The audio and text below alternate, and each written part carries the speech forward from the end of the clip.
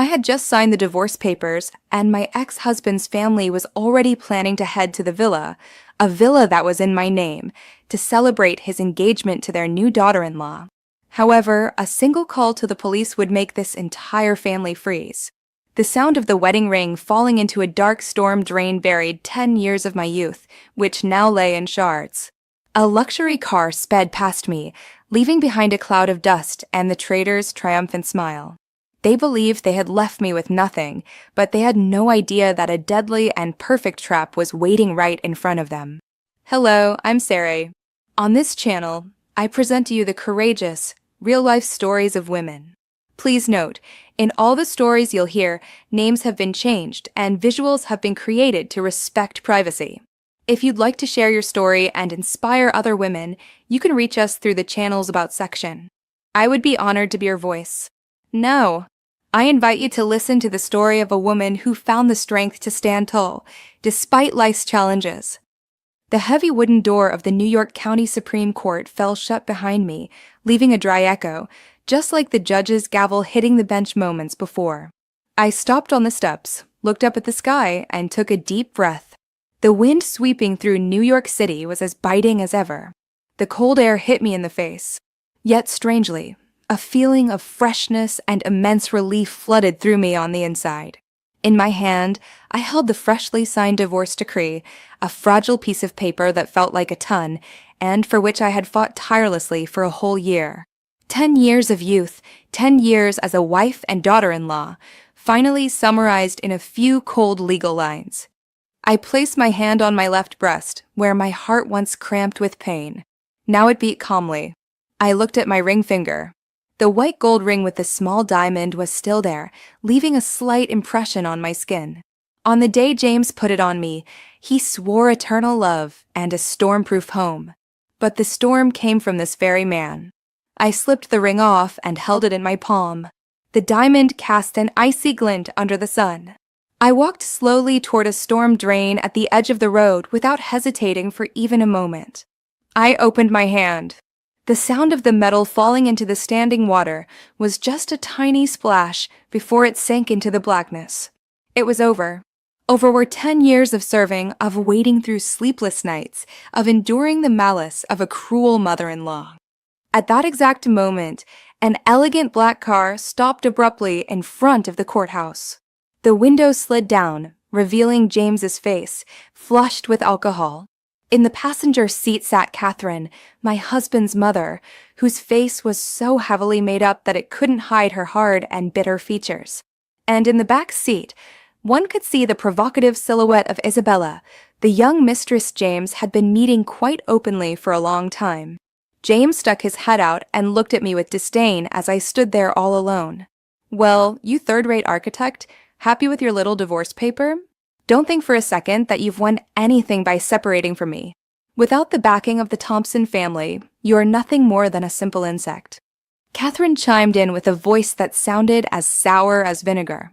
My son, don't waste your breath on a woman incapable of giving the family an heir. Let's go, James. It's getting late. We need to live it up today.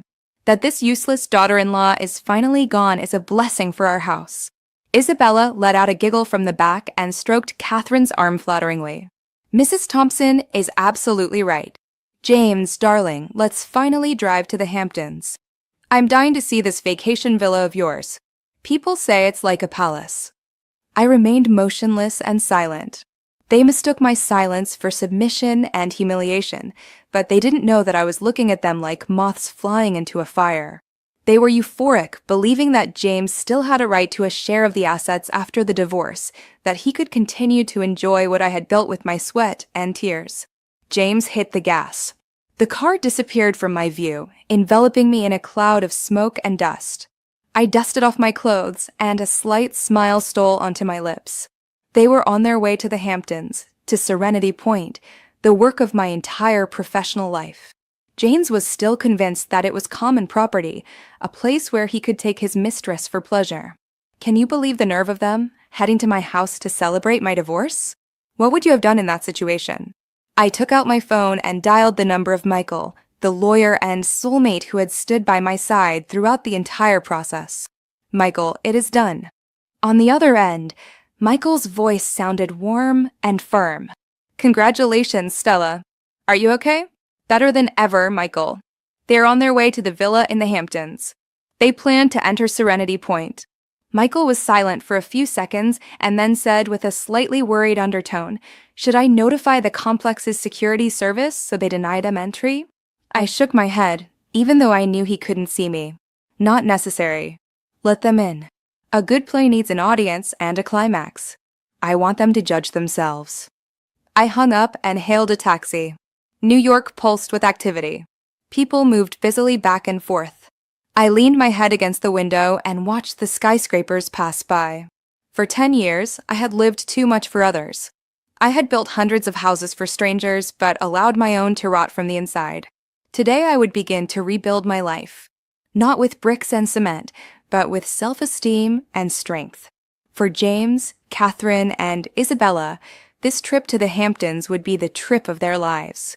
One they would never forget. The Hamptons welcomed James's group with fine drizzle and the cutting cold characteristic of the coast. My villa, Serenity Point, stood on a gently sloping hill within the exclusive private estate, far from the hustle and bustle. It was a work into which I had poured my entire soul, designed in a modern style that still retained a rustic touch and stood in perfect harmony with nature. Glass walls, a roof of gray slate, and above all, the garden with old rose bushes, whose care had cost me so much effort and which were now in full bloom. But this serene beauty was soon to be desecrated by unwanted guests. I knew immediately about every detail of what was happening there because every corner of this house was my eyes and ears. James's luxury car stopped in front of the robust iron gate. James got out, stretched, and inhaled the pure air with the satisfied expression of a king returning to his lands. He turned to the car and called out, "Mama, Isabella, get out. We are here. This is our family's paradise." Catherine got out with difficulty, wrapped in a massive fur coat, while her eyes scanned the villa with obvious greed. Well, this Stella has taste. What a house she afforded herself. And she never invited me to stay here. But now everything belongs to my son. Isabella strutted along beside her, a designer bag in her hand, her eyes shining at the sight of the sprawling estate. "Oh, James, how wonderful. We could celebrate our wedding here. That would be incredible. You promised me you would transfer it to my name, didn't you?" James laughed loudly and put his arm around her waist. "Easy. Everything that is mine belongs to you too. Let me open the gate." James confidently stepped up to the control panel of the electronic lock next to the grill. He entered the sequence of numbers he knew well, his date of birth. Beep beep. Beep. Error. The red light on the display flashed persistently, accompanied by a shrill tone. James frowned and muttered, "Strange, how can that be wrong? Did I mistype?" He tried again, this time with more caution. Same result. The red light signaled, access denied. Catherine behind him was slowly getting impatient.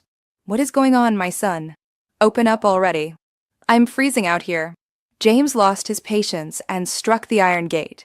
Damn that Stella, she must have changed the code. She actually dares to trick me. Isabella poured oil on the fire with a pout. "Heavy. In the morning she gets divorced, and in the afternoon she has already changed the code. What a sneaky and calculating woman. James, break the door open and go in. It's your house. What are you afraid of?" The provocation from his mistress, paired with his wounded pride in front of his mother, brought his blood to a boil. He looked around and discovered a large decorative stone next to a flower bed. He rolled up his sleeves, grabbed the stone, and walked toward the side door made of reinforced glass. "So you changed the code, then I'll just smash the house to pieces. I'm going in. One way or another." The sound of the bursting glass was a dry crack that tore the silence of the hill. The shards of glass lay scattered on the wooden floor. James reached through, opened the latch, and pushed the door open arrogantly. "Come in, Mama. Come in, darling. There is nothing to fear." The three entered the living room. Catherine, without taking off her shoes, trampled the white wool carpet I had brought from Italy with her muddy heels. She dropped onto the expensive leather sofa and whined with satisfaction. How comfortable. One could endure living here. Isabella, where are you?" Go into the kitchen and check what there is to eat, and look in the wine cellar for a good bottle. Isabella ran into the kitchen and began to rummage around in the refrigerator and wine rack like a rat in a grain store. She pulled out a bottle of the finest red wine, which I had saved for a special occasion. Instead of using a corkscrew, she tried to open the bottle with a knife, damaging the bottle neck in the process. Wine of the finest quality, Mrs. Thompson. James, put some music on. We are going to celebrate properly now. James turned on the sound system integrated into the ceiling and turned the music up so loud that the whole house shook. He took a long swig directly from the bottle and laughed resonantly. Long live freedom. Finally, I don't have to endure that witch of a wife anymore. This house belongs to us. They ate, danced, threw empty bottles and food scraps on the floor. They treated the house like a war trophy, a deserved reward for their impudence. But they had no idea that directly above them on the ceiling, the tiny eye of a surveillance camera was silently recording every gesture, every word, and every act of vandalism. A grotesque farce was being performed, and I, the unexpected director, was preparing to let the curtain fall for their tragic end. In my luxurious apartment on the Upper East Side, I sat calmly in an armchair enjoying a cup of hot chamomile tea. Outside, the city shone magically and brightly, but my attention was not on the landscape, but on the screen of the tablet on the table. From the moment the glass broke in the Hamptons, my phone hadn't stopped vibrating, sending me a series of red warning messages. Unauthorized entry detected. Glass break sensor activated. Side door forcibly opened. The smart home system, which I had designed myself for my heart project, worked perfectly. I touched the screen and opened the camera app. The images from the coast arrived with amazing sharpness, including sound. I saw clearly how James smashed the door with a stone, how Catherine lay on the sofa with her dirty shoes, and how Isabella rummaged through my personal drawers. A lump formed in my throat as I saw my favorite objects being desecrated. That set of Murano crystal glass I had bought on a business trip to Venice Isabella just dropped one, which shattered into 1,000 pieces, and she didn't even bother to pick up the shards. That oil painting I had painted for James's mother for her birthday now, she was scribbling on it herself with a felt-tip pen. But I didn't cry. My tears had dried a long time ago. Instead, I felt an icy calm. I pressed the record button and saved all the data to the cloud. These were not just simple images, they were irrefutable evidence, the sword of justice with which I would punish them.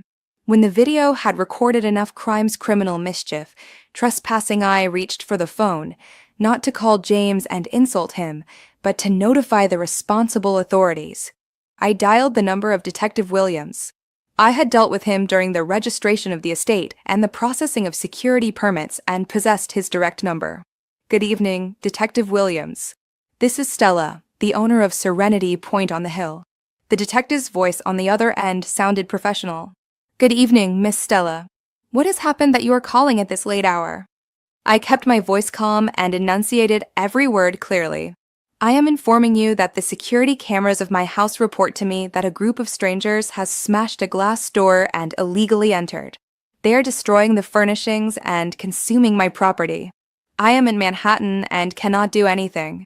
I urgently ask you to send a patrol. This is a break-in and vandalism in progress. Detective Williams immediately struck a serious tone. Are you sure? Is no relative of yours there? I assure you that the property is solely and exclusively in my name. I possess the keys and no one has permission to enter it. I have recordings of them smashing the glass door. I am sending you the video right now via email as initial proof. Understood. Send it immediately. We will send a unit to the location right away. Do not worry, we will crack down with the necessary consistency. After hanging up, I called the residential complex's security service. Good evening. Am I speaking with the head of security? This is Stella. Yes, Miss Stella, please tell me what is wrong. Please close the main barrier of the complex immediately. There is a black car with this license plate on my property. The group inside has just broken in and is trashing the house. The police are on their way. Under no circumstances let this car leave the complex. My God, thieves in broad daylight, or rather, in the middle of the night. Do not worry, Miss Stella. I will close the barrier immediately. Not a mouse will escape here. After the calls were made, I leaned back in the armchair without looking away from the screen. There, James, Catherine, and Isabella were still celebrating their party with deafening music. They had no idea that police sirens were already tearing through the night in their direction, and that the doors of a prison cell were slowly opening to welcome them. I took a sip of tea. The originally bitter taste transformed into a concluding sweetness. How does the saying go? He who sows wind will reap storm. Today I would be the tool of fate to ensure they met their deserved end. And that was just the beginning. I still sat in front of the tablet in my apartment, but my heart began to beat a little faster. Not out of nervousness, but from the anticipation of the climax of this play. On the screen, the music still boomed through the living room. James stood on the coffee table waving a wine bottle, while Isabella and Catherine laughed uproariously below. The euphoria of alcohol and power fantasies had clouded their senses. Suddenly, the blue-red lights of a siren swept through the pine trees from the main entrance and reflected on the forecourt. The characteristic sound of the police tore through the silent coastal night, drowning out even the shrill music. On the screen, I saw James freeze as if rooted to the spot. He dropped the bottle, and his eyes, clouded by intoxication, widened in terror. Catherine, who had been lying on the sofa, started up with a pale face. "What is that noise, James?" "That sounds like the police," screamed Isabella with a voice brittle with fear. She hastily arranged her clothes while her eyes searched for a hiding place. James climbed down from the table, stumbling. He tried to remain calm, but his voice trembled visibly. "That is surely just a routine patrol. We are in our house. No one can do anything to us. I will go and speak with them." But before he could reach the door, a voice rang out from a megaphone, clear and authoritative. "To the persons inside, open the door and come out immediately. The building is surrounded. You are charged with criminal trespass. This is the police. We demand your cooperation." The large wooden door vibrated under the persistent knocks of the officers. In that moment, James's arrogance evaporated and was replaced by the instinct of a coward. He looked at his mother and his mistress with a deathly pale face. "We are finished, Mama." Stella really called the police. "Through the back door. Quick." James left Catherine and Isabella behind, who stood petrified in the middle of the living room. He ran like a madman to the back door leading to the garden. He vaguely remembered that there was a low wall there over which he could flee to disappear into the woods. I followed him with my eyes on the screen, and a smile played on my lips. He forgot that I had installed a dense network of motion sensors in that area. Just as he tore open the back door to storm into the darkness, 2 police officers and a security guard, who had already been waiting there, pounced on him. A perfect judo hold sent him face down onto the duet lawn. "Hey, what are you doing?" "I am the owner of this house," screamed James, but the metallic click of handcuffs on his wrists silenced his protests. 2 officers pulled him up and dragged him back into the living room. Simultaneously, the police had entered through the main entrance in droves. When Catherine saw the uniforms, she panicked and began to screech, "You cannot arrest me. I came to my son's house to spend the weekend. I have done nothing wrong." An officer stepped up to her with a stern expression, his voice firm and unyielding. "Sit down, ma'am. We have received a complaint and possess footage proving that you have destroyed private property and entered illegally. I request you to accompany us to the station." Isabella was so frightened that her legs were shaking. She sank to the floor and wept bitter tears while turning to Catherine. "Mrs. Thompson, you said this house belonged to James. How could we end up like this?" "I knew nothing, officers." The 3 were led out with heads bowed and hands cuffed. The triumphant image they had presented hours before when getting out of the luxury car had given way to the pathetic sight of criminal wretches caught red-handed. Catherine did not stop crying and complaining, while James kept his head down and avoided the camera's lens, though his eyes darted briefly toward the corner of the room. I turned off the tablet screen. The first act was perfectly concluded. I called Michael. "Michael, the time has come. They have been arrested. I will drive there first thing tomorrow morning. I'm coming with you. You need a lawyer to represent you before the investigators from the start. We will ensure that they have no way out. That night I slept deeply and soundly, the calmest sleep of the last 10 years, without nightmares or worries. Tomorrow I would face them, not as a submissive wife, but as the victor who had the right on her side. The next morning, the atmosphere at the police station was cool and smelled of stale tobacco. I entered the building together with Michael. My white suit of impeccable cut made me appear more serious and powerful than ever before. Michael walked by my side, briefcase in hand, radiating calm and professionalism.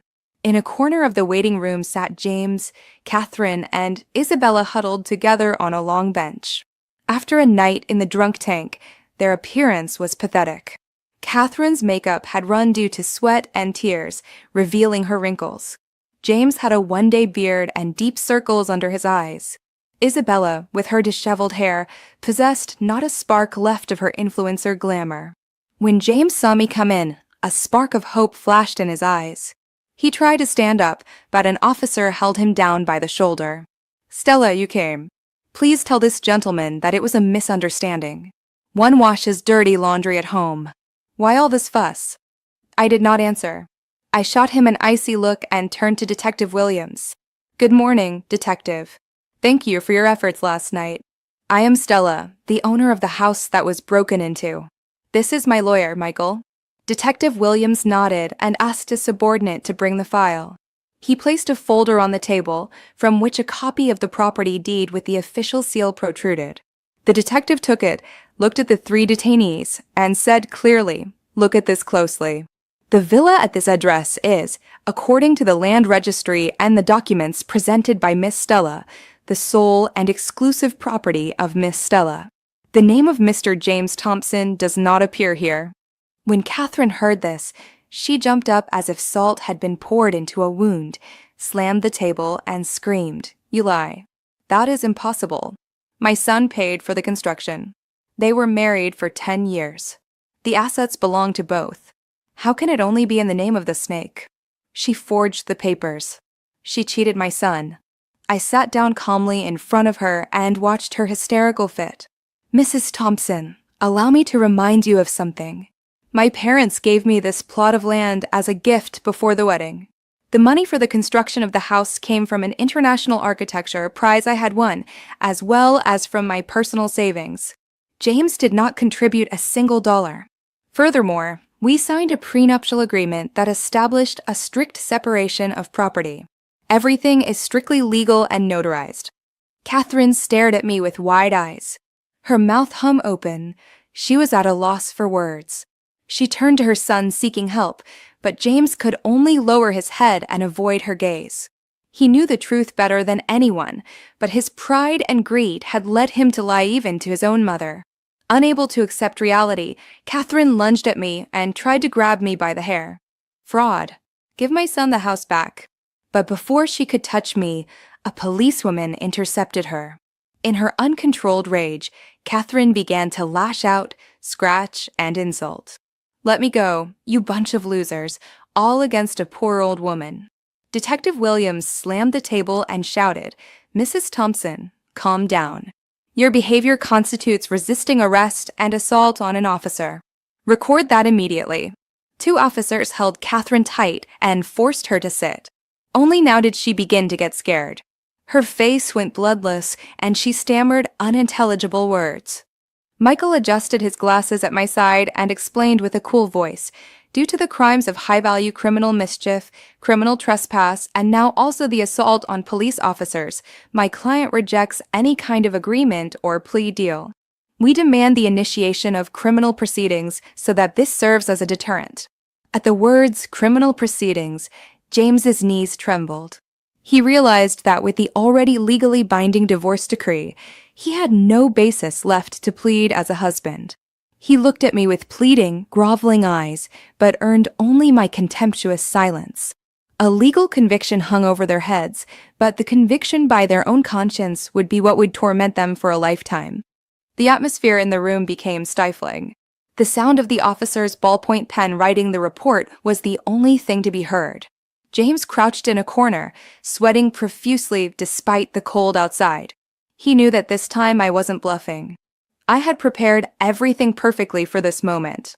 Suddenly, James knelt, slid toward me, and pressed his hands together in a gesture of pleading. His action was so pathetic that even the policeman frowned in disgust. "Stella, I beg you, forgive me. I know I made a mistake. Because of the 10 years we were together, because of everything we shared. Forgive me this one time.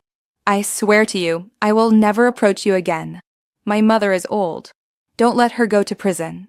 Seeing the man who had been my husband pleading on his knees gave me no satisfaction, only disgust. In 10 years, he had never been capable of bowing his head before me, not even when it was obvious that he was wrong. He only knelt when his interests and safety were in danger.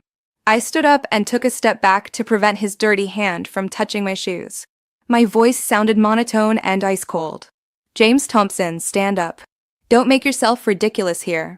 Affection and respect ended the moment you betrayed me and allied with your mother to humiliate me. You ask me for forgiveness. Did you think of me when you smashed the door of my house? Did you think of our past when you laughed about my pain with your mistress?" Michael stepped forward and handed James a sheet full of numbers. "This is the preliminary estimate of the property damage we prepared this morning. The imported reinforced glass door, the wool carpet soiled with mud and irretrievably ruined, the opened collector's wine bottle, and the repair costs for the electronic locking system. The damage amounts to over $25,000. In addition to criminal liability, you and your accomplices must compensate this amount in full." James took the paper with trembling hands. $25,000 was formerly not an astronomical sum for him. But now that the joint assets were frozen by the enforcement of the divorce decree, he lacked any liquidity. At this moment, Isabella dared to speak. She looked at me from the side and tried to appear like an innocent victim. "Miss Stella, I am so sorry. James lied to me. He told me this house belonged to him. That's why I came with him. I knew nothing. Please forgive me. I swear to you, I will separate from him immediately. I was just a guest."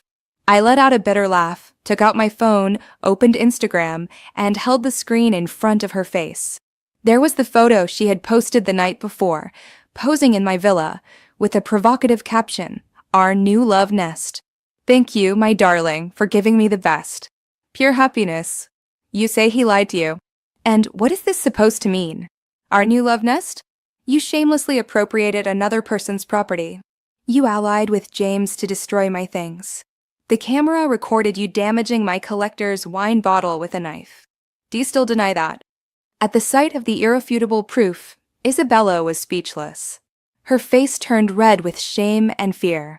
She hadn't expected that I had watched her so closely. Her brazen lies were exposed in front of the police and her lover. James turned around and looked at Isabella full of resentment, as if to say, "Because of you, my problems have only gotten bigger."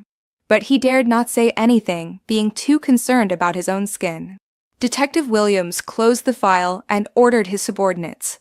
Based on the complaint and the evidence present, the arrest of James Thompson is ordered to investigate the crimes of criminal mischief and trespassing. Mrs. Catherine and Miss Isabella will be transferred to the court for arraignment. The district attorney expects them to be released on bail, likely with a ban on leaving the city. When Catherine heard that her son remained in custody, she fainted and required medical attention. Isabella cried inconsolably, but no one felt the slightest pity.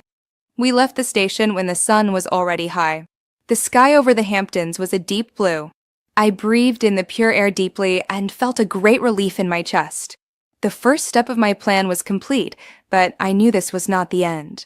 In James's gaze as he was led away lay not just fear, but also the flash of a sinister calculation. I was certain that he was hiding something much more important than this villa. I turned to Michael and said quietly, "Michael, we need to check the footage of the arrest from last night." I have the feeling he tried to give some signal. Michael nodded with a trusting look. "Agreed. Let's drive back to the villa immediately." His behavior seemed strange to me too. Michael's car brought us back to Serenity Point. The true battle had just begun, and the secret hidden under the floor of the wine cellar waited to be discovered by me. After the initial legal formalities in the Hamptons were settled and the villa sealed for investigation, Michael and I decided to return to New York City that same afternoon. Many matters awaited me at the office, and more importantly, I needed a quiet place to pull all the threads together. Serenity Point, although now free of vandals, was still permeated by the oppressive atmosphere of betrayal, which I found suffocating. When I arrived at my apartment, I locked myself in the study and played the recordings from the surveillance cameras that I had copied to my computer. Michael advised me to rest, but my intuition told me that James had not driven there just out of wounded pride. He was a calculating and pragmatic man. His actions must have had a much deeper purpose. I rewound and fast-forwarded the video of the moment of his arrest over and over again. The bluish light of the monitor illuminated my worried face. In the video, while two officers were leading him away, James's eyes sought neither his mother nor his mistress. He was frantically looking for something else, and then I saw it. For a fraction of a second, James fixed his gaze on the wooden floor in the farthest corner of the living room, the corner leading to the wine cellar. He blinked slightly and made an almost imperceptible head movement in that direction. An extremely discreet signal, perhaps for someone hidden or watching from a distance, or simply the expression of deep regret over a secret that was about to be lost. I paused the image at that area of the floor. Memories flooded me. 3 years ago, after the construction of the villa was completed, it was James himself who had insisted on personally taking care of the wooden floor in the cellar area. Back then, he said to me with a flattering voice, "Darling, you have designed an incredible house. I want to contribute my part. I will lay the floor of the wine cellar myself as a secret gift for our future celebrations." I believed him blindly. I was even touched by the thought that my husband was so detail-oriented and wanted to help build our home. I allowed him complete freedom to work in that area for a week and even forbade the workers from approaching, as he said it was supposed to be a surprise. Now in retrospect, his behavior was not that of a loving husband, but that of someone hiding something. I zoomed in on the image and examined every grain of the wood in the video. The floor in that area was slightly darker than the rest, which I had previously attributed to the lighting. But no, it was a sign that it had been tampered with. James had hidden something under this floor, and it wasn't expensive wine or a gift. His panic during the arrest, his longing look into that corner of the house. Everything pointed to a dark truth buried underground. I called Michael with a voice trembling with excitement. "Michael, I found it. There is something in the wine cellar. James didn't just go up there to celebrate. He wanted to move assets or hide evidence. I remember he behaved very strangely in that area during construction." Michael listened to my explanation in silence and then answered with a serious voice, "Stella, calm down. Your theory makes a lot of sense. James is being investigated for financial irregularities in his old company. If he hid evidence there, the matter is extremely serious. I will put someone on investigating his recent clandestine contacts. But don't do anything rash. Stay in the city." I hung up, but I felt a fire inside me. The image of James's gaze haunted me. If something important really lay down there, he wouldn't sit idly by in prison. He would try to get it back at any cost. And I, the rightful owner of the house, held the key to this Pandora's box in my hand without knowing it.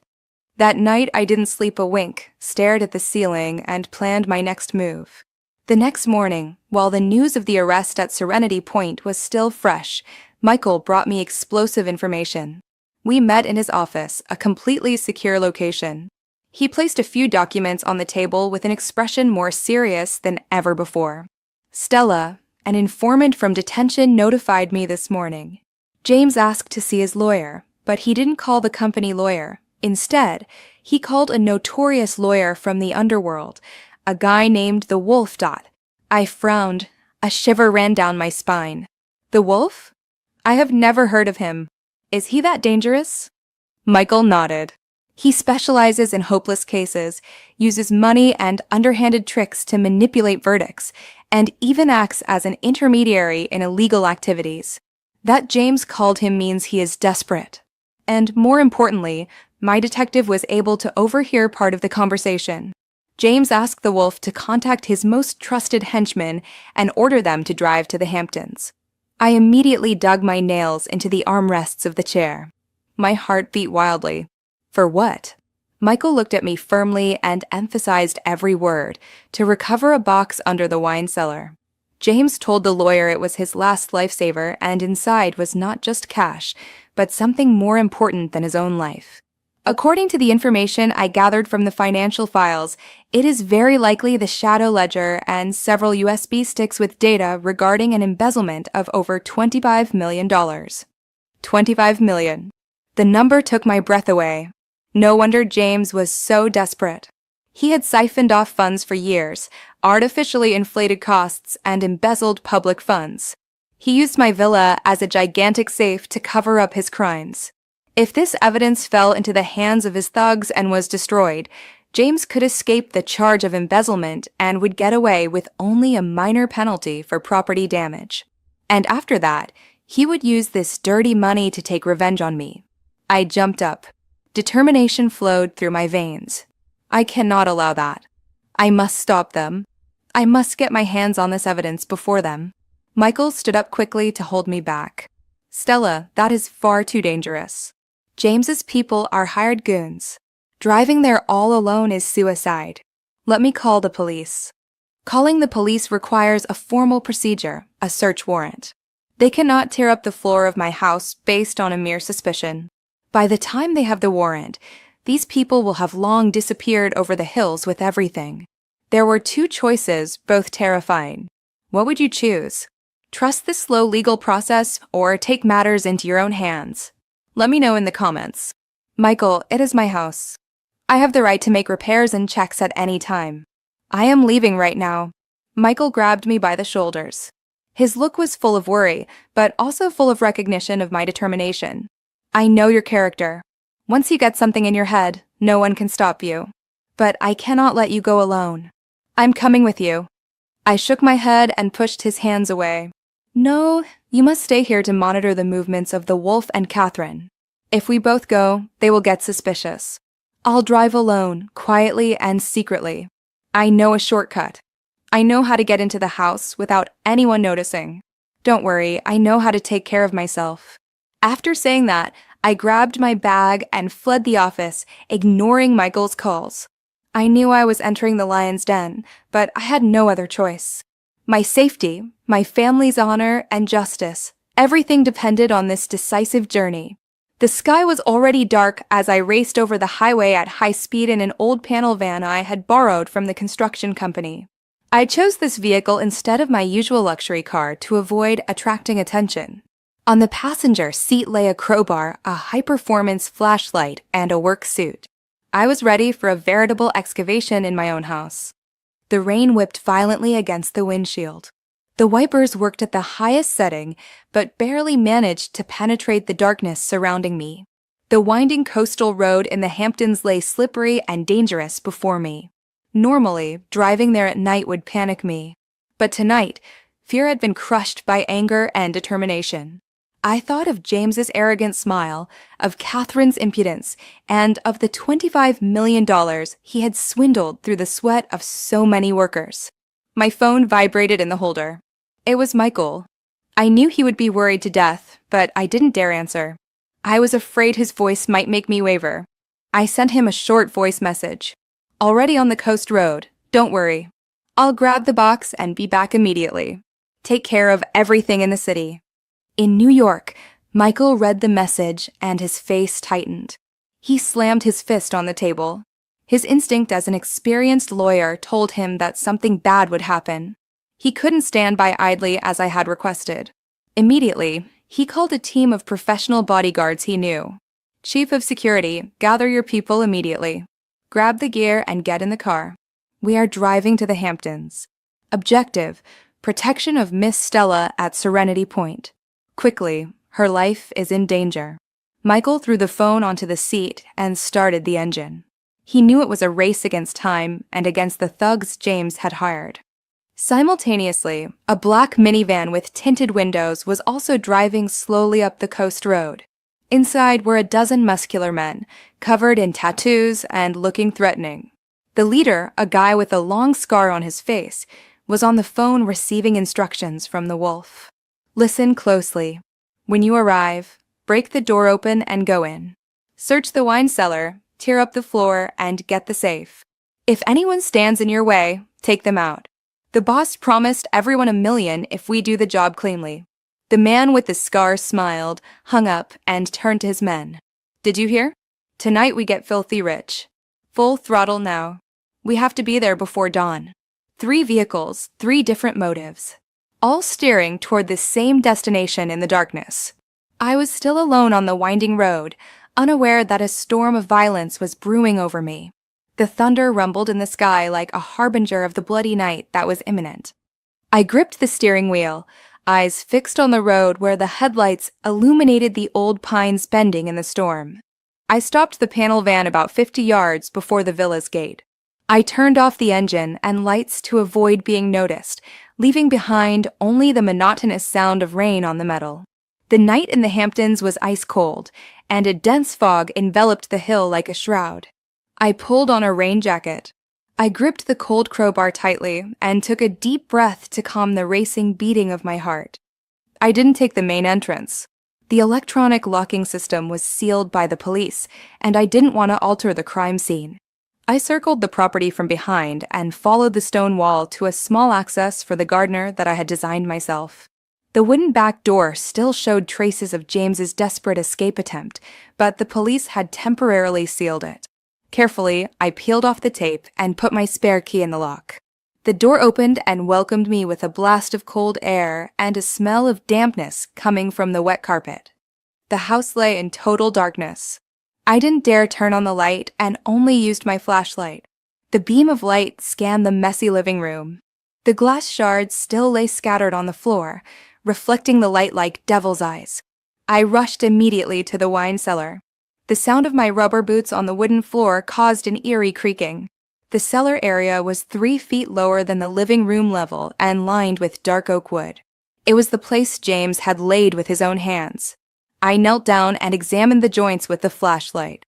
Exactly as I had suspected, the grain of the wood was interrupted in a section of about 2 square feet. The screws also looked newer. I gritted my teeth and set the tip of the crowbar into the gap between 2 planks. With all my strength, I pushed. Crack! The sound of splintering wood echoed in the silent night. I leveraged further. The planks popped off, revealing a layer of concrete underneath. My heart stopped as the flashlight beam illuminated a shiny metal object embedded in a skillfully hewn concrete recess. It was a professional safe firmly anchored in the floor with a modern touchscreen. I wiped the sawdust from the surface. Now came the hardest part, the password. James was suspicious, but mostly used numbers that had meaning to him. I tried our wedding date. Beep beep. Wrong password. I tried his mother Catherine's birth date. Beep beep. Wrong password. I tried his own birth date. Beep beep. Wrong password. The system would lock after 2 more attempts. Cold sweat ran down my forehead. I closed my eyes and tried to remember any other important date. Suddenly, I remembered watching James once secretly transfer money every month to an unknown woman in his home village. He lied and claimed it was for charity, but once I saw him circle a date on a calendar in his study, August 15th, 2018. It was neither the birthday of anyone in the family nor a company anniversary. I suspected it might be the birth date of an illegitimate child he was keeping secret. I took a deep breath and entered the sequence with trembling fingers. 081518. Click. The sound of the latch popping open was like music to my ears. The heavy safe door opened a crack. My theory about the secret child was wrong, but the date was correct. Painfully, it was the key that revealed an even darker betrayal. I yanked the door fully open. Inside, bundles of $100 notes were stacked, carefully wrapped in plastic. But the most valuable thing wasn't the money. Right on top of everything lay a book with black leather covers a ledger as well as a box containing a hard drive and dozens of USB sticks. I opened the book. The pages were full of James's handwriting and accounting figures. Project Bridge X, bribe $2 million. Housing project, diversion $5 million. Transfer to politician Z, $1 million. It was the shadow ledger where he recorded all the dirty money he had embezzled and laundered over 5 years. The total on the last page amounted to the incredible figure of $25 million. I was horrified. The man with whom I had shared my life was not only an emotional traitor, but also a gigantic parasite on society. Quickly, I stowed the book, the hard drive, and the USB sticks in the waterproof backpack I carried with me. The cash was too bulky. I could only take a few bundles to have as evidence. Just as I zipped it up, I heard the roar of an approaching engine. The bright light of headlights swept across the living room window. I peeked out late and saw a black 16-seater van racing up the driveway at full speed. They were there. I turned off the flashlight and clung to the backpack with the evidence. The tires screeched on the wet asphalt right in front of the gate. There was no ringing, no calling, just the renewed revving of the engine, followed by a metallic crash. Crash. The robust iron gate was rammed by the van, jumped off its hinges, and hit the tiles. I heard the sound of the van's sliding door and the footsteps of about 10 men. Break the door open and search the wine cellar. If anyone stands in your way, take them out. The rough, threatening voice of a man drowned out the rain. I panicked. Escaping through the back door was impossible. They would surround the house. The stairs to the first floor were in the middle of the living room. They would see me. I needed a secure hiding place. My gaze fell on a gray steel door hidden behind the bar counter. It was the technical room where the smart home system server and the control cabinet were housed. During planning, I had insisted that the door be made of fireproof steel and equipped with an extremely resistant internal latch. I ran there. Just as I managed to slip inside and lock the steel door, I heard the sound of splintering wood and a heavy crash. They had broken through the main entrance. I sank to the floor of the technical room, my back pressed against the cold door, and covered my mouth to make no sound. Outside, I heard footsteps everywhere, furniture being smashed, and shouts. "Boss, the floor is torn up here," shouted one from the wine cellar. "The safe is open. The money is here, but the book is missing. Forget the money. Where are the documents?" roared the leader. "Shit, someone was just here. Search all rooms, find them, and get the bag back." My heart threatened to burst. They knew I was here. I took out my phone and sent Michael my location with trembling hands. The screen was the only light in the room. "They're here. I am hiding in the technical room on the ground floor." Immediately after I sent the message, I heard heavy footsteps approaching the bar. "Boss, this door here is locked from the inside. She is definitely in here." A brutal punch against the steel door at my back made me flinch. "Open the door, you bitch. You have no way out." I kept completely still and bit my lip until it bled. I knew the door was stable, but it wouldn't hold if they used hammers or crowbars. Outside, I heard the clashing of metal. They began to pry the door open. The screeching of the steel latch under pressure gave me goosebumps. 1, 2, and 3. Break it open. Boom, boom. The door vibrated violently. A den appeared right behind me. I backed into a corner and grabbed a metal rod left over from the electrical installation. If they came in, I would fight to the utmost. My phone lit up. A message from Michael. "Already at the driveway. Hold on." A spark of hope ignited within me. I stared spellbound at the door, which was deforming bit by bit. Time was no longer measured in minutes, but in every breath. A shrill sound of tearing metal filled the air. A small gap opened at the edge of the door. The light of their flashlights penetrated and scanned my pale face. There she is in the corner. With more power now. I gripped the metal rod tighter and prepared for the worst. But just as the door threatened to give way, a deafening noise from the courtyard penetrated inside and drowned out the blows. It was the sound of cars colliding and screeching brakes. Immediately afterward, an authoritative voice rang out from a megaphone. "Halt! Drop your weapons. We are private security." The thugs paused. The leader screamed, "Who is interfering in our business? Finish them off." I heard footsteps running to the main entrance. A regular battle broke out in the living room. Tables shattered, screams of pain rang out. The whirring of batons could be heard. It was not a street brawl, but a professional operation. I peeped through the gap. In the dim light, I saw Michael, not in his elegant suit, but in a black shirt, swinging a baseball bat in the middle of the scuffle. By his side, a dozen burly bodyguards, equipped with protective vests and batons, neutralized the henchmen. Within a few minutes, The wolf's men lay whimpering on the ground. The leader with the scar saw that they were losing, pulled a switchblade, and lunged at Michael to take him hostage. "I'll kill you, you bastard." Michael didn't even bat an eyelash, dodged the knife thrust, and simultaneously struck the thug on the wrist with the baseball bat. Crack. The man screamed. The knife flew in a high arc. Michael followed up with a kick that hurled the man against the wall, where he collapsed unconscious. Silence settled over the room. Michael threw the bat away and ran to the technical room. "Stella, are you okay?" "It's me, Michael." "Open the door." Hearing his voice, tears burst forth uncontrollably.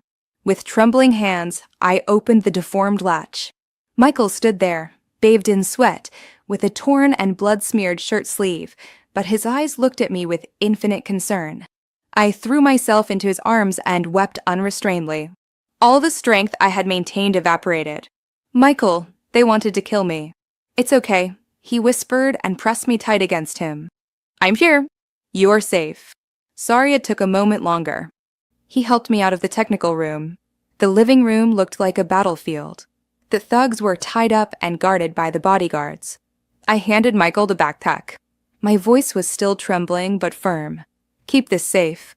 This is the death sentence for James and his accomplices.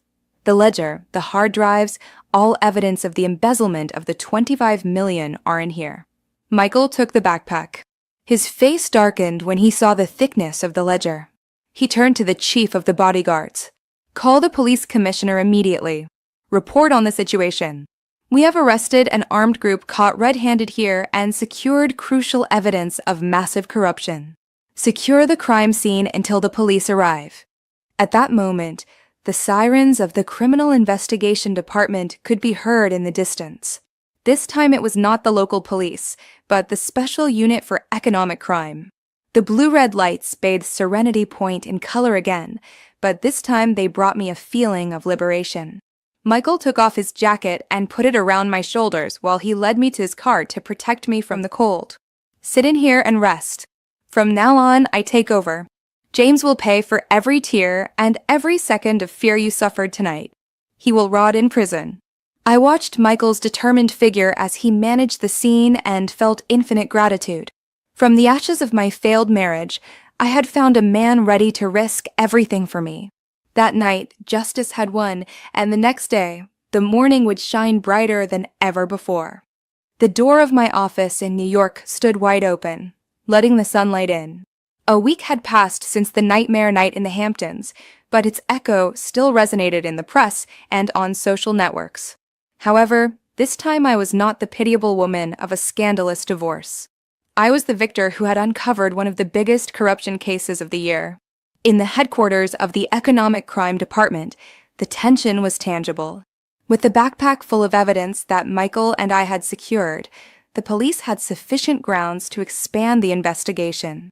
The meticulously kept ledger and the files on the hard drive became James's death sentence. I was summoned to cooperate with the investigation. While I sat opposite the commissioner, I looked through the one-way mirror into the interrogation room. James was there, visibly emaciated. The prison uniform was too big for him. There was no trace left of his arrogance. An investigator entered and placed a thick stack of documents in front of him. "James Thompson, here are all bank statements and the forged contracts you used to siphon off funds over 5 years. Where are the $25 million? You used them to buy real estate in the names of strawmen, transfer them abroad, and finance your mistresses." James stared silently at the familiar black leather book. He knew it was his end. He looked up, his voice was rough, but he still clung to a last spark of hope. "I know nothing of this book. Someone set a trap for me. My ex-wife wants to destroy me and forged it." The commissioner smiled contemptuously and opened a page of the book. "You say your ex-wife forged it. Why then does every single page bear your signature? And more importantly, we matched the fingerprints on the bundles of money found in the cellar. They match yours perfectly. The district attorney's office has agreed to the charge of grand larceny and money laundering. You know yourself that the penalty for these offenses is not mild." When James heard that, he buried his head in his hands. He realized that all exits were blocked. The price for his greed was freedom for the rest of his life. Leaving police headquarters, I returned to my studio with a new perspective. The news of James's arrest for corruption had caused the stock price of his former company to collapse. Business partners canceled their contracts en masse out of fear of being dragged into the matter. Meanwhile, my reputation skyrocketed. The business world appreciated my integrity and courage. Michael came into my office with a bouquet of yellow lilies and a broad smile. "Congratulations, Madam Director. The good news keeps coming." "What is it, Michael? Is there news in James's case?" "No, that is already decided. It is good news regarding your work. The board of the International Luxury Resort Project in Hawaii has just officially announced that your architectural firm won the competition against 3 major competitors, including James's old corporate group." I was stunned. It was my dream project, which I had longed for years, but which James had always belittled, claiming I wasn't up to it. "Really, Michael, did we win?" 100%. They said they were impressed by your design style, modern yet human, and especially by the transparency of your documents. You proved that one can triumph with talent without resorting to dirty tactics. I sat down, happiness flowing through every cell of my body. James had always said I was his shadow, that I was no one without him. Now, while he counted the days behind bars, I stood at the peak of my career. It was the most spectacular revenge I could give myself.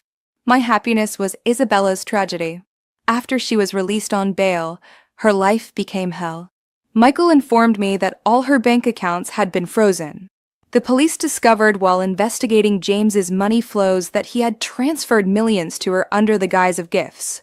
There was a suspicion that it was money from criminal activities, which thus had to be confiscated. Without James's source of income, and with her own assets frozen, Isabella ended up on the street. But the worst was yet to come for her. James had not only her, but also maintained relationships with the wives of several business partners in exchange for contracts. With his fall, these secrets also came to light. That afternoon, leaving the office, I heard a great commotion in the lobby. The security guard called me to tell me that a woman named Isabella insisted on seeing me, but was currently being attacked by a group of other women. I went down with Michael to see what was happening. The scene was chaotic. Isabella lay on the floor sobbing, with torn clothes and disheveled hair. Around her stood 3 or 4 elegantly dressed women, glaring at her angrily. "Bitch, homewrecker, you squandered my husband's money on expensive bags and cars. Now give it all back." One of them slapped her so that her lip bled. Isabella could only cry and beg, "Please leave me in peace. I don't know who you are. I only knew James." The security guards could barely hold back the group. When Isabella spotted me, she thought she saw a lifeline. She scrambled up unsteadily and tried to run toward me, but Michael stopped her. "Miss Stella, please help me. Tell the police they should unblock my accounts. I will return everything to you." I looked at the young woman, who was formerly beautiful and now completely at her end, without feeling the slightest pity. "You are mistaken, Mississippi. The blocking of your accounts is a court order.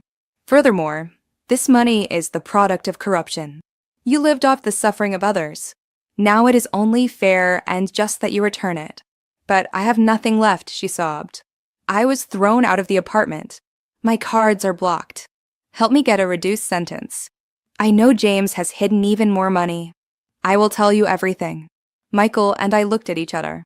That was exactly what we had been waiting for. "Is that the truth? If you lie, you will pay even more dearly." "I swear it." She nodded frantically. "He has an apartment in my name in an old building district. He often brought suitcases there at night. The rest of the money must be there." Immediately, Michael contacted the police. Isabella's confession was the key to recovering all embezzled assets. That night, the police searched the secret hiding place and found another $2 million in cash. Isabella's betrayal was the death blow that finally sank James into prison. While James and Isabella paid for their mistakes, Catherine, James's mother, sank into resentment and madness in a dark corner of the city.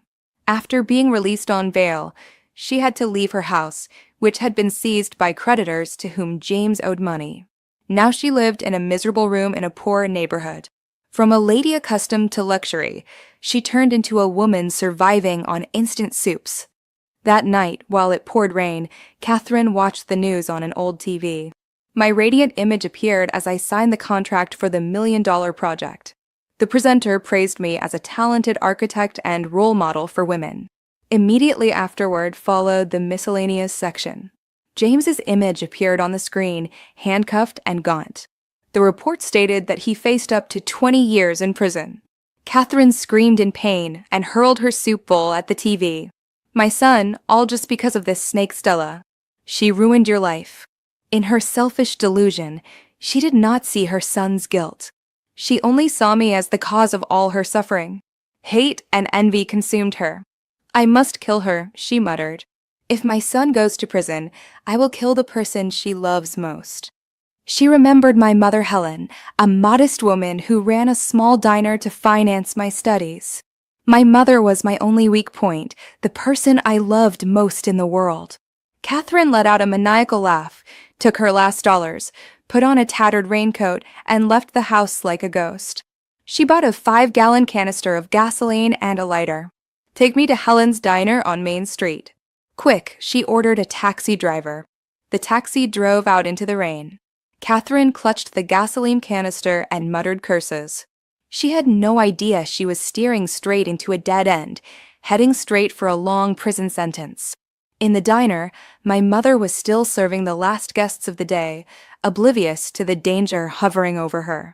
When Catherine stormed into the establishment, the smell of gasoline immediately filled the entire room. Where is old Helen? Come out and pay for what you did to my son. My mother looked up confused, exactly at the moment Catherine poured the flammable liquid over her. Die. You will burn for what your daughter did. At that moment, I was in my office about to leave for dinner with Michael. The phone rang. It was my mother's employee. On the other end, I heard only screams and the sound of sirens. Stella, come quickly, your mother. Someone set her on fire. It was Catherine. The phone fell from my hand. The world collapsed beneath my feet. My mother. Catherine set the diner on fire. Drive me to the hospital, Michael. At the hospital, the smell of burnt flesh turned my stomach. The emergency doctor received us with a serious face. Your mother has 4th-degree burns on a large part of her body. Her condition is critical. We are doing everything in our power, but prepare yourself for the worst. I collapsed on the floor. Michael picked me up and held me tight. Michael, I want this woman to pay for this, I said with a voice breaking with rage. I want her to suffer. That was the longest night of my life. While I watched my mother through a glass pane as she fought for her life wrapped in bandages, I swore never to forgive those responsible. The next morning, while my mother was still in a coma, I decided to act. I demanded the surveillance camera footage from the diner. Watching the images was torture. Catherine's hate-filled face, the moment she poured the gasoline, the flames enveloping my mother. I edited the video, censored the most explicit images, and posted it on social networks along with a text telling the whole story from James's adultery and corruption to his mother's act of revenge. Within a few hours, the post went viral. The public outrage was massive. Monsters, sentence her to the maximum penalty. What a criminal family. Strength to you, Stella. We stand behind you. The media pressure was so great that the major newspapers picked up the news. The police charged Catherine with attempted murder with the aggravating circumstances of cruelty and treachery. In prison, no lawyer wanted to defend her. The court had to assign her a public defender who accepted the case with resignation. Social justice is sometimes faster than legal justice. Was it right to post the video online, or should I have let the legal system handle it quietly? Tell me your thoughts in the comments. But while public opinion screamed for justice, Michael brought me disturbing news. Stella, James is behaving strangely calm in prison since he learned of his mother's deed. I suspect he is planning something. We must extremely tighten security measures for your trip to Hawaii for the opening. 3 days before the event, James began his final performance. He faked a heart attack in his cell. The prison doctors believed it was a real emergency and authorized his transfer to a public hospital. In the ambulance, he played dying. In the hospital, he used a moment of inattention by the two young policemen guarding him, stabbed one with scissors, disguised himself as a doctor, and escaped. The news of his escape shook the city. A nationwide arrest warrant was issued. "Stella, you must cancel the inauguration," Michael pleaded with me on the phone. "James will be coming for you." I did not answer while looking at the magnificent resort I had built. If I cancel, he is one. He wants me to live in fear, and I will not allow him that. We will set a trap for him here. Michael, knowing my determination, reinforced the security service.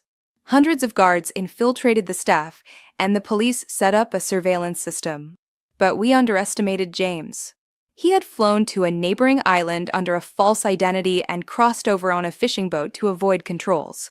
On the day of the inauguration, the resort was teeming with celebrities and business people. I stood on the stage in a stunning red dress, but under the skirt, I wore 4-inch high stilettos, much to my annoyance. In the kitchen, a new waiter, whose face was hidden behind a mask and a cap, prepared a serving cart. It was James. He had knocked an employee unconscious to steal his uniform and ID. He pushed the cart toward the stage, hand hidden under a tablecloth, clutching a butcher knife. Just as I began my speech, a figure rushed onto the stage. Before anyone could react, I felt an arm around my neck and the cold steel of a knife at my throat. No movement or I kill her. Panic seized the hall. It was James. The cold blade of the knife against my jugular paralyzed me with fear. James's foul, hurried breath hit my neck, loaded with desperation and madness. In front of me, hundreds of guests screamed and pushed toward the exit or begged. James pressed his arm around my neck. His voice was a raw roar full of hate. "Back, everyone. If anyone comes closer, I cut her throat. I have nothing left to lose." I tried to remain calm. Panic would have been my death sentence. I looked at my feet. Shortly before the appearance, I had been forced to exchange my sports shoes for 4-inch high stilettos. Now these heels could be my only weapon. Michael, only a few yards away, raised his hands as a sign of surrender. "James, calm down. Give up. We can negotiate." "Negotiate?" He laughed maniacally. "You took everything from me. Today I will die together with this harpy." "James, the resort is surrounded by police," said Michael, trying to reason with him. "If you let her go, I promise you I will advocate for a reduced sentence. Do you want money?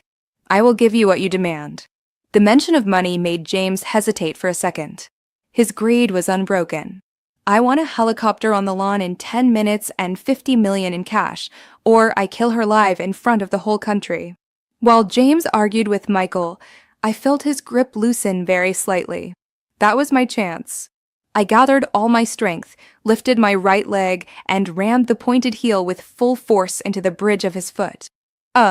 James screamed, a tortured roar that echoed through the whole hall.